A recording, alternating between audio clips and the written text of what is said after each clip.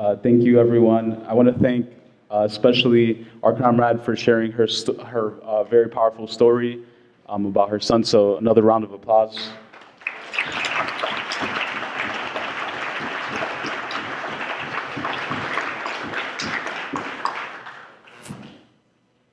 I want to talk about why the immigration movement is inextricably linked with the movement for Black lives and the Black liberation struggle. One of my favorite quotes from Vladimir Lenin, one of my favorite revolutionaries, almost 100 years ago, after the founding of the Soviet Union, there was a speech that he gave. It's called the Task of the Youth League of the Communist Party. And he said, one of the most fundamental things that all communists should be doing is to learn. We need to learn from the people. We need to learn from the most oppressed, the wretched of the earth, the people who have no voice, who are completely marginalized and disenfranchised in this society. And that constitutes immigrants, especially undocumented immigrants, and Black and brown people in the United States and all over the world. We have to learn from the masses, and we have to take what we learn from the masses and combine it with the revolutionary practice of Marxism-Leninism. And this is one of our biggest weapons that we have in the war against capitalism, because we have a revolutionary science, we have a proletarian science, a science that begins its analysis for the betterment of society, not to make people rich on Wall Street. Our science, the way we learn, is very different from what the classrooms of Yale and Harvard and Princeton, that they're just learning how to make money in Africa or in Ferguson or in Brooklyn, how to gentrify and recolonize our areas. As revolutionary socialists, we have to learn, we have to completely revolutionize the way we learn about the world and understand reality. And as Karl Marx always says, we always have to begin our analysis of anything from the whole. What is the whole that we're talking about? What is the society that we're in? It's capitalism, it's racism, white supremacy, homophobia, transphobia, patriarchy. This is the interconnected whole that we live in right now. In the world, there has never been more Black and brown people being killed than ever before. We have the largest prison population in the world with the most Black and brown people locked up. In no other period in history do we have more migrants than we do today, all leaving Latin America, Asia, and Africa. So what does that tell us? That tells us, just like Comrade Monica said very brilliantly, that this process is speeding up. Not only is capitalism, not only do we exist within the whole of capitalism, but it's also getting worse and worse very quickly, very fast. And I haven't even talked, we're not even talking about global warming right now, which is a whole nother thing that's important to mention. But I want to go back to the topic of linking the immigration struggle and the Black Lives Matter movement. We have to remember that in the United States, the Black people are a nation, and that they were forced to migrate, not only from Africa, not only from the West Indies, but also from the South. And now they're being forced to migrate out of their neighborhoods in the major cities. It's still going on. Black people are immigrants right now within the United States. For people who are being gentrified out of Brooklyn and being forced to move out to New Jersey or Long Island or Westchester, that's forced migration. They're immigrants. We shouldn't see it as completely separate from the immigration struggle, right? Because that's what bourgeois science teaches us, that one thing is something and one thing is another thing, that they can't be the same thing, right? They teach us to separate things. You're either male or female. You're either an immigrant or you're black, or they try to separate us and keep us isolated. But this is the difference with Marxism-Leninism as a revolutionary science, right? We understand that things are inextricably linked together, that they're part of the same whole of capitalism. Black people all over the world are oppressed by the same system that's oppressing immigrants all over the world. You know, you can look at, for example, corporations in the United States that are finance capital institutions that are figuring out ways to rebrand neighborhoods like Bed-Stuy and Brownsville. These are the same lending institutions, banking corporations that are going into Africa and trying to recolonize the land for NGOs so that people can come and have this white savior complex of, we're going to develop you, right? Look at Libya. Look at Libya. What happened in Libya? You have an act of imperialism that goes into a country, and a country that had the highest life expectancy rate, that had annual conferences on Pan-Africanism and African liberation, that was completely bombed and decimated, right? Look at Ferguson, right?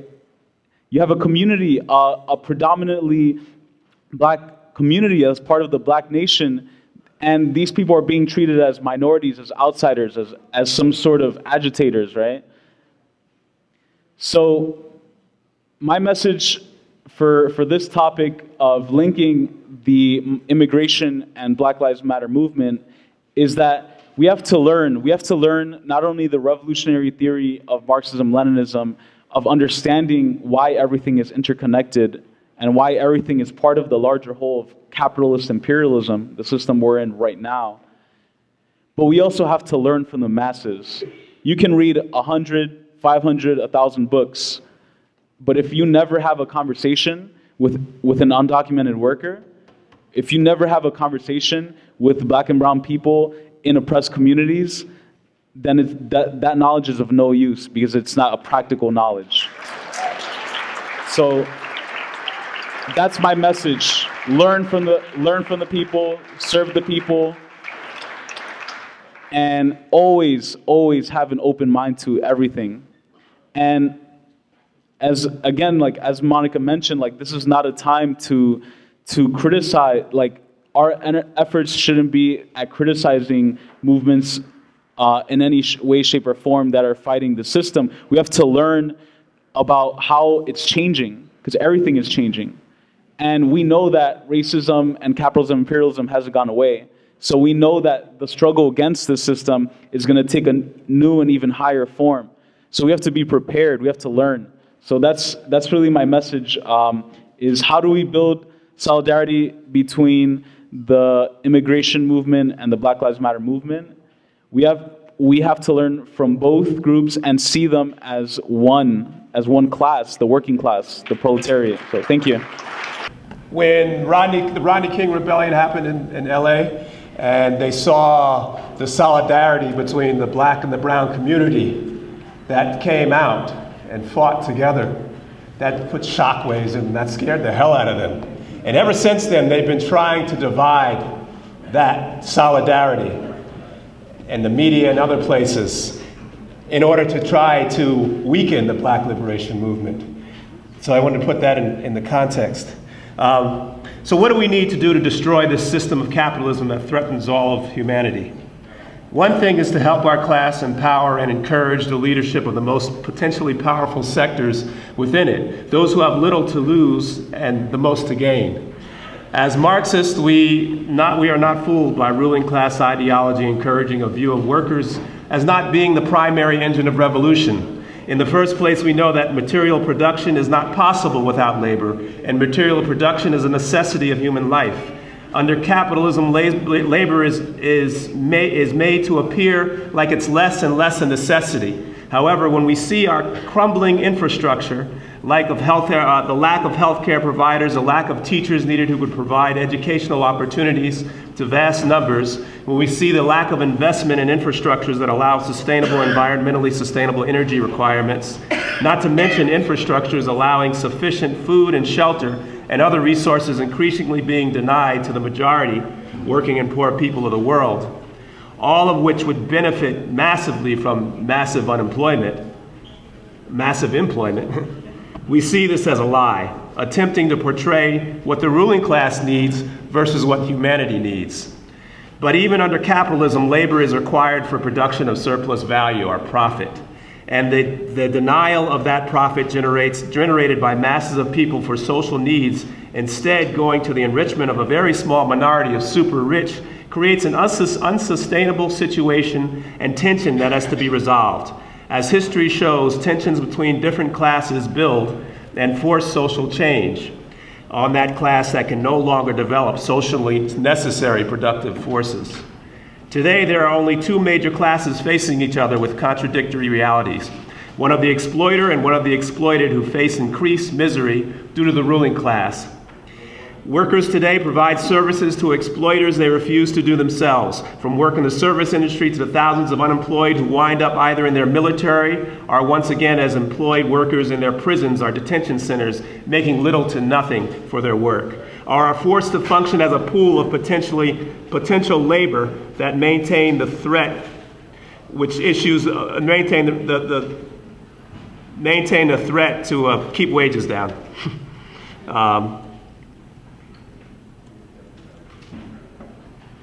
Where am I here? Sorry, can't see. Yeah. We must realize the potential of workers facing greater exploitation whose experience sometimes results in greater willingness to fight, which can inspire the entire class and lead to a more sophisticated understanding of the class struggle, making those tensions increase no matter which issue those workers engage that resonate with the class.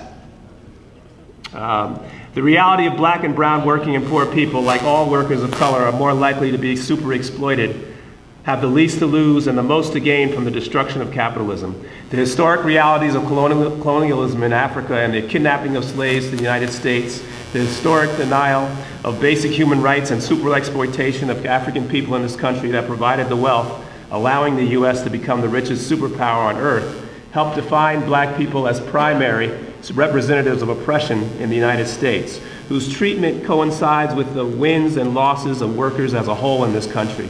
In addition to that, another distinguishing characteristic of black people that is shared with brown peoples in the United States today is how their reality shines a bright light on the growing movement against the police and militarized domestic oppression and the youth to jail pipeline, an essential part of the attacks being promoted against all workers to force austerity measures, cutting back essential social services, adding further tension between the two classes.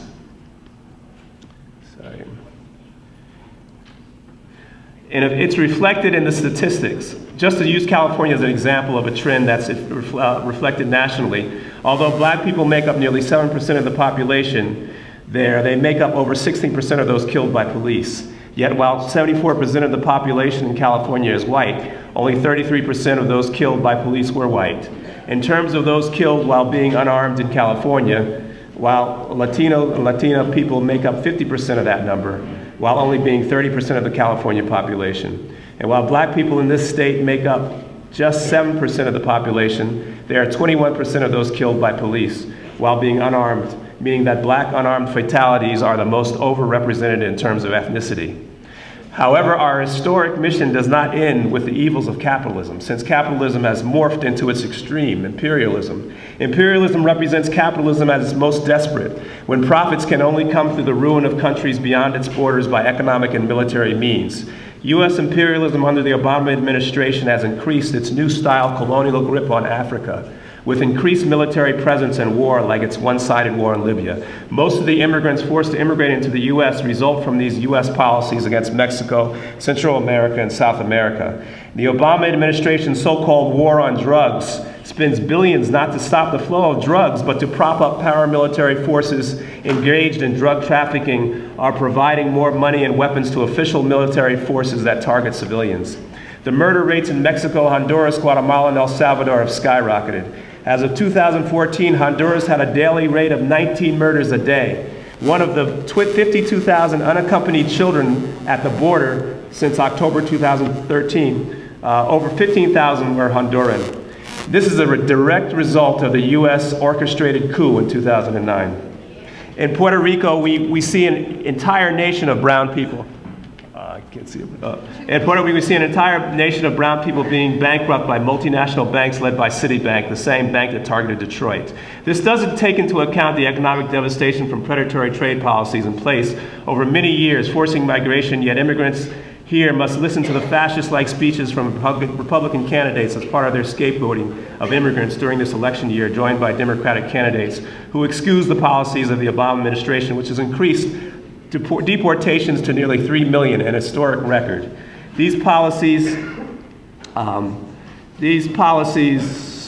the greatest effect on children. Between 2010 and 2012, under the Obama administration, more than 200,000 parents of U.S. citizen children were deported. Therefore, we see that today in the U.S., black and brown peoples are an acute representation of the misery rapidly creeping up on all oppressed nationalities and poor and unemployed workers in general. However, the crucial factor of our potential as black and brown peoples is that today we are leading a movement that continues to highlight the true nature of the repressive state government as inspiring the willingness and courage of our class to resist our oppressors and their repressive forces used against us, and could result in a greater willingness to force demands to weaken them and strengthen our class.